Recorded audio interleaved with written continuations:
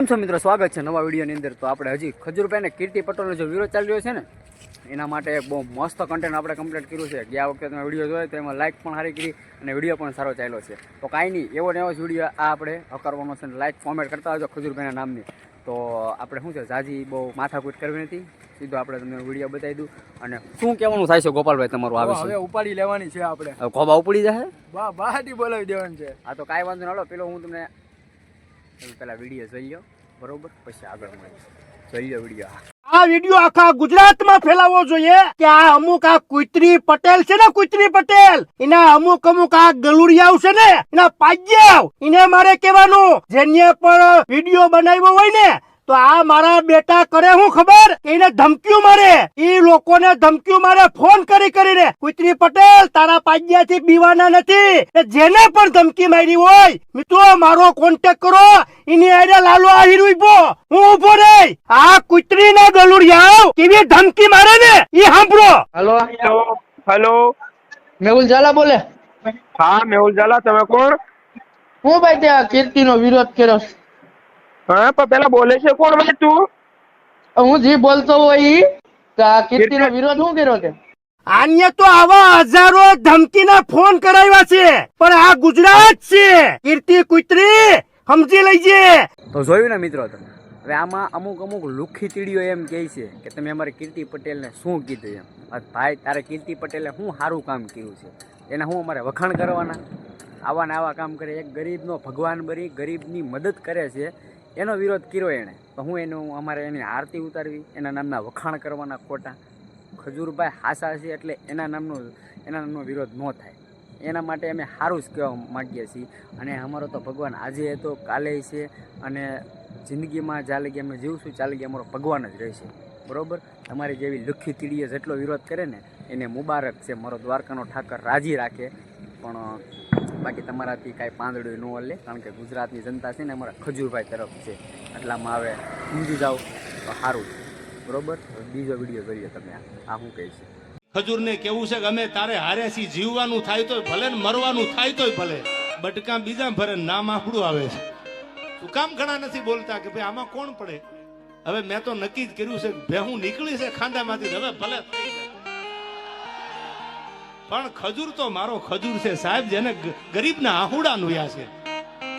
અને આજ તમે આની ભેળા નહીં હાલો, આજ તમે સત્યની હારે નહીં હાલો, તો તમે હાલશો કેદી તો મને કહેતા જાવ। એટલે સાચી વાત છે દેવાતભાઈ ખવડ, એકદમ સાચી વાત કરી છે તમે, કેમ કે ભેંસ જો કદડામાં પીડી હોય ને તો એની બાજુમાં ન હાલવા જવાય, આગેથી થોડુંક હાલવા જવાય, ભલે થોડુંક આઘું પડે પણ કારણ કે એ તો બગડેલી જ હોય પણ આપણને પાછી બગાડે બરાબર છે।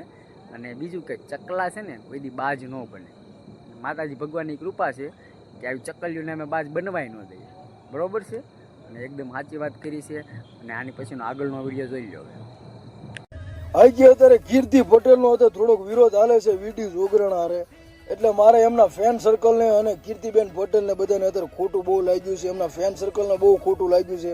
મારો ભાઈ વીડી ફાવે એમ બોલ્યો છે એટલે એમના બધાને એમના ફેન સર્કલ ને બહુ ખોટું લાગ્યું છે, એટલે મારે ગોપાલ લખાણને દિલથી તમારા ફેન સર્કલ ને અને કીર્તિબેન પટેલ ને જણાવવાનું કે તમને કાંઈ ખોટું લાગ્યું હોય તો તમે તાર બાપા વેચ ભરીને તોડ લેજો બાપા, એમાં તમે તાર પાછી પાણી ન રાખતા। અમે 300-350 કિલોમીટર અમે 350 બમ્પ ઠેકાડીને અહીંયા આયા અમથાત આયા નથી, એટલે તમારા ફ્રેન્ડ સર્કલ ને કીર્તિબેન પટેલ ને કાંઈ ખોટું લાગ્યું હોય વેચ ભરીને તોડ લેજો બાપા। જય ઠાકર। વાહ મારો ભાઈ ગોપાલ લખા, વાહ। કીર્તિ ગામમાં ગાંડા હોય ને એનો સાળો કરાય, પણ હરળિયા વાળાનો સાળો ન કરાય, નકર પછી કોબા ઉપડી જાય કાયદેસર। અને આમ જો કે નાના બચ્ચા પડકા એવું પકડો ને ચાલે ગઈ તો વાંધો નહીં, જો પછી ક્યારેક અજગર હાથમાં આવી ગયો ને તો બહુ ભૂંડું થાય, ખબર છે ને। અને તારે વિરોધ કરવો જ તો પછી અમારા ગોપાલભાઈ લખા છે, વીડી જોગરાણા છે, રોયલ રાજા છે, એવા લોકો ઉપર કર્યો હોત ને તો તને ખબર પડત કે દાલામાં તો ભટકાણો, હવે જિંદગીમાં તું વિરોધ કરવાનું ભૂલી જાય, એવા લોકો ઉપર કર્યો તો તને ખબર પડત કે નહીં હવે આજ પછી આવો વિરોધ કોઈનો ન કરાય। પણ હું તો તને એમ કહું છું કે ભૂલે શું કે અમારા આ ત્રણેય ભાઈઓ આ વીડી જોગરાણા ગોપાલ લખા કે રોયલ રાજા ઉપર કરતી નહીં, હું તો તને એમ કહું, નગર પછી ઉડે તો જા, બાકી સીધું બાવળિયામાં ઘા, સમજાઈ ગયું ને? એ કાંઈ વાંધો નહીં, આગળનો વિડીયો જોઈ લો.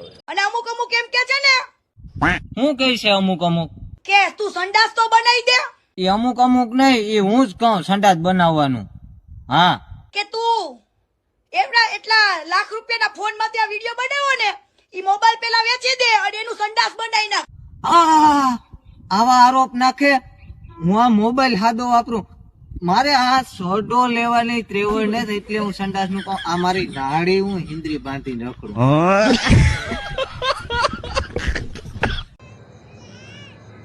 એટલે આ એવું કેમ લાગે છે આ ભાઈને કંઈક જોયેલા હોય એવું? હા, દેવા ખબરનો ફ્રેન્ડ છે. હા, એને ચાક છે પાકું પાકું.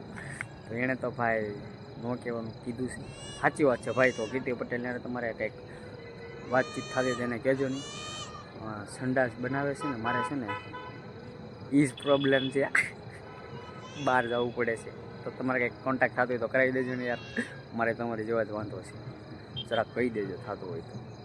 બરોબર છે, કાંઈ વાંધો નહીં. હાલો મળીએ છીએ.